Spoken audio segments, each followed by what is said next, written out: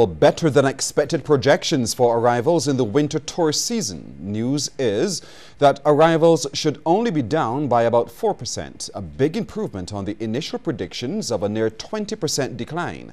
Acting President and Chief Executive Officer of the Barbados Tourism Authority, Urban Cumberbatch, says Barbados has more than not made up a lot of ground in the last 6 months.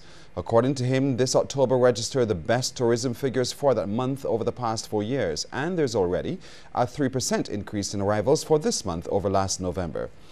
Mr. Cumberbatch says projections for arrivals in the months ahead are strong. Our loads and average is about in the 90s with all the air services coming into the country. And even with JetBlue, who put on extra flights, they put on extra capacity, extra sections, even though they said that we don't need to do any marketing or put together any marketing campaign for the winter, which is saying that it is very good. When you look at coming out of the UK, the same thing. The flights are max, and also out of Canada. So Air Canada is averaging, Air Canada, WestJet averaging 95% load factors for the winter. As the Ministry of the Environment and Drainage moves to alleviate the challenges faced with garbage collection, Minister Dr. Dennis Lowe is calling on the Sanitation Service Authority to strive to do better with refuse collection. The call comes in light of a newspaper article highlighting the plights of residents of the city who say garbage was not collected for weeks. That article, titled "City Stinks," did not sit well with the minister. He says this is not the image the historic city should portray. Dr. Lowe says he has asked the Sanitation Service Authority to provide containers for the placement of household waste in Bridgetown. However, he wants the collection days to be honored once established. Now, we do know the constraints we've had in the authority over the years.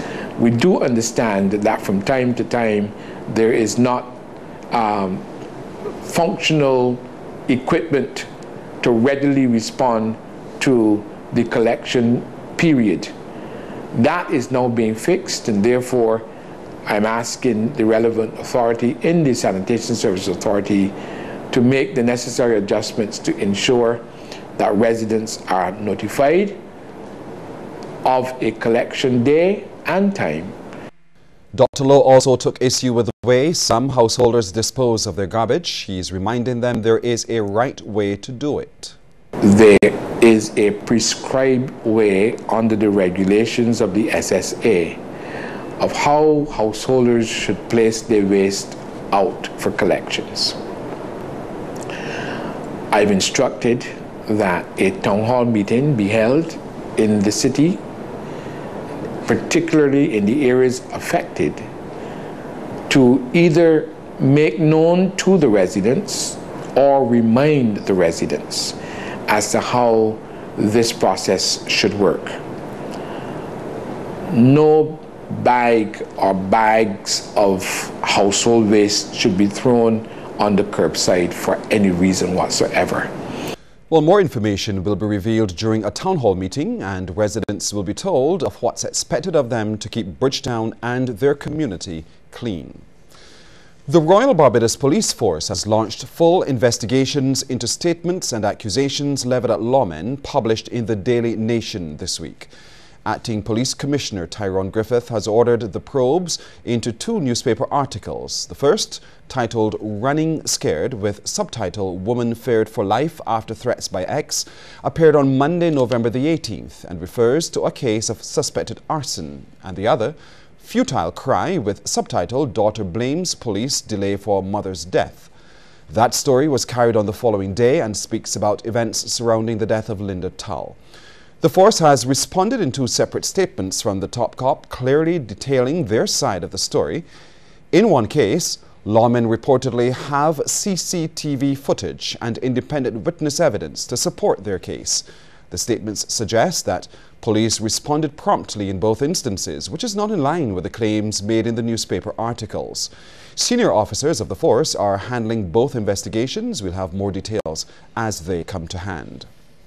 Meanwhile, Attorney General Adriel Brathwaite says it is unfortunate that the Royal Barbados Police Force is being portrayed as unresponsive to allegations of violence against women. Speaking to the CBC before leaving the country for Colombia to attend a meeting of ministers responsible for public security in the Americas, Mr. Brathwaite said it is time for the country to come together and stem the tide of domestic violence. He specifically called on the media to be more balanced when reporting on similar accusations. The force is there to serve. We're training officers. We're trying the best to ensure that we save as many lives as possible. The problem is, of course, is that you don't see the success stories, and that's why I feel inclined to say something, because you don't see the success stories. You don't know about the number of matters where they've intervened and assisted men and women and families. But someone has to tell the story, because all you ever see is a negative, and it's regrettable, and in some ways it's a bit daunting or a bit disheartening to the officers who sometimes work 15 hours a day consistently, just trying to do their jobs, just trying to help the same people that these newspaper reports would suggest that they're not trying to help. I just wanted the public to be assured that the officers are dedicated, they are working, they are responding, and urge the media to play its part with us. Gordon Andrew Roberts of number 10 Harmony Hall, Christchurch, is today still a wanted man. Police Public Relations Officer Inspector David Welch told CBC News that lawmen are actively seeking the 33-year-old man for questioning in connection with a serious criminal matter. Roberts is listed as armed and dangerous and should not be approached by members of the public. Roberts is about 6 feet tall, slim build, has a brown complexion. He wears a black low hairstyle, brown eyes, a large forehead and sports a goatee. He speaks with a Guyanese accent. Roberts is advised to present himself to the police accompanied by an attorney at law or a relative.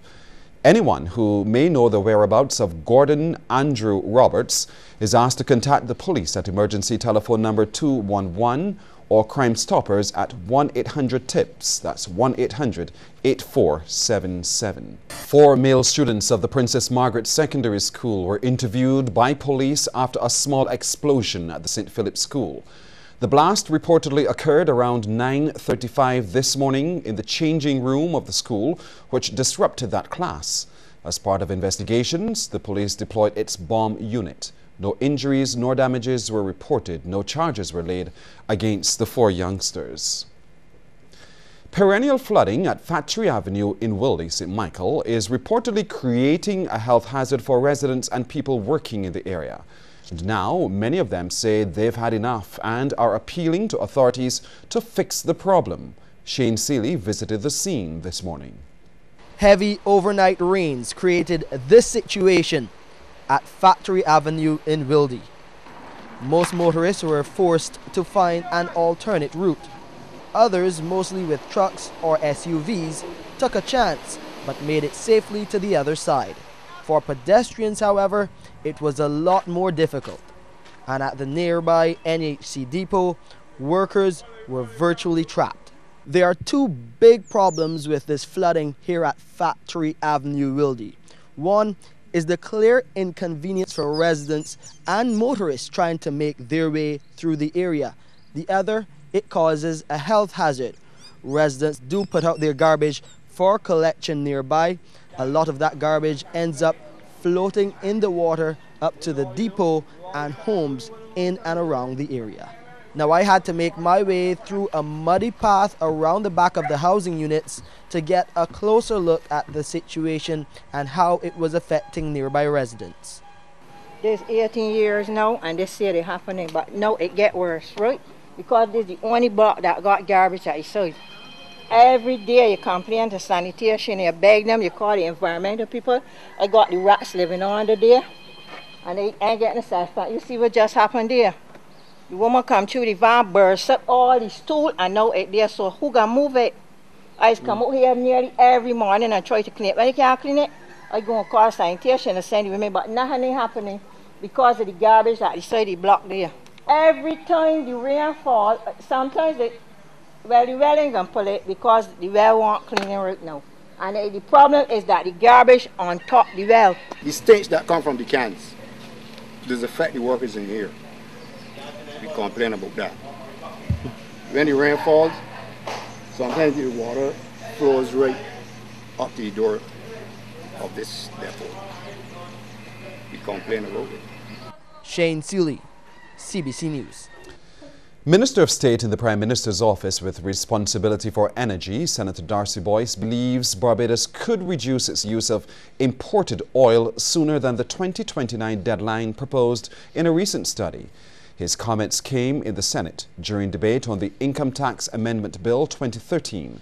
Senator Boyce says the island can reduce fuel use by 22% through energy-efficient ways of power. So that refrigeration, air conditioning, lighting, electromotive operations and businesses and so on, if we improve those, that we can make savings to the tune of about 22% in the country. Opposition Senator Jerome Walcott is concerned that the renewable energy sector may be controlled by entities currently ahead of the rest. But already there are 2 or 3 entities which are out front in terms of renewable energy in Barbados. And I'm just wondering, I'm hoping of course that we see this development of all of these new businesses. But I wonder if we will not do all of this and then find ourselves in a situation where you have 3 or 4 large companies controlling the entire process. I don't know how you plan to deal with that.